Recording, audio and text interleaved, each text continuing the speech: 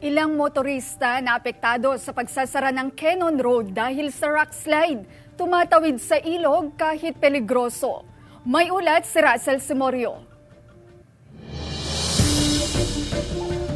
Nagsilbing detour sa mga motorista na apektado ng pagsasara ng Cannon Road dahil sa insidente ng rock slide ang katabing ilog. Dito dumadaan ang mga residente ng Camp 6 ng Tuba, Benguet na umaakyat ng Baguio City.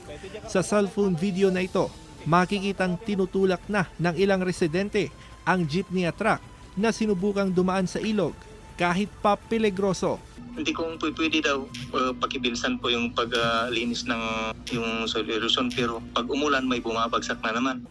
Ayon sa mga motorista, madalas maantala ang kanilang biyahe tuwing umuulan, lalo kasing tumataas ang antas ng tubig. Pag umulan po sir, tapos lalakas yung tubig, talagang hindi sila makakadaan doon.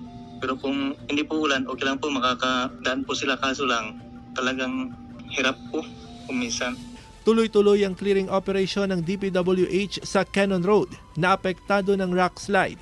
Pero pahirapan daw dahil malalaki ang tipak ng batong tumabon sa kalsada.